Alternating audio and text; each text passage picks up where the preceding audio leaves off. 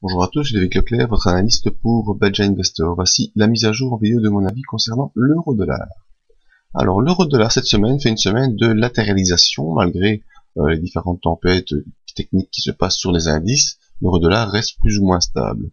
En effet, nous étions donc revenus la semaine dernière sur les supports, la zone de support résistance des 1,3126 à ce niveau. Cette semaine, eh bien, on a d'abord repassé sous la M50.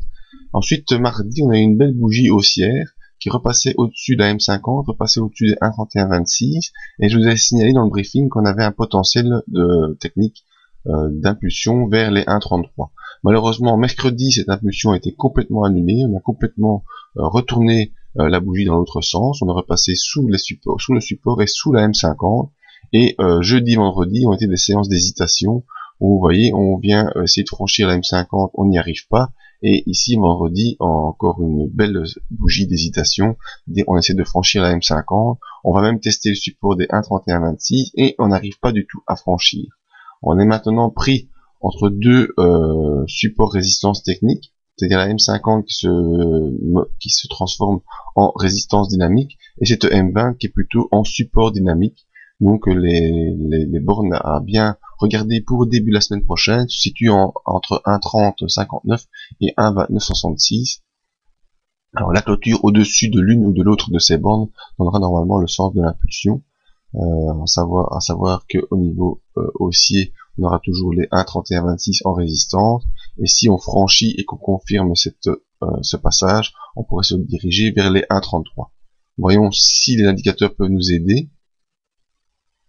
Alors on a un RSI qui lui est toujours dans sa zone neutre, entre 60 et 40. On a fait une tentative ici d'accélération comme je l'avais montré sur la bougie verte de mardi, mais malheureusement cet élan a été coupé et on revient dans la zone neutre pour l'instant. Le MACD, au-dessus de son signal qui est haussier, mais on voit que dans la dynamique du MACD, on a eu sur la fin de semaine vraiment un gros ralentissement qui s'est fait. On est toujours dans cette tendance de fond de tentative haussière, mais on a d'à peine maintenant à poursuivre également sur le MACD. Donc ça représente bien ce qu'on a sur notre graphique, cette impulsion haussière qui s'est installée, et maintenant cette zone d'hésitation qui se latéralise sous la résistance des 1,3126, avec comme repère dynamique 1,3059 et 1,2966. Donc je vous rappelle, si l'évolution se fait de manière positive, à surveiller ces 1,3126 et ensuite les 1,33 en objectif haussier, et en dessous on a les 1,2966 en support, et si le cours malheureusement franchit ce support, et bien on aura les 1,2865 en support plus bas.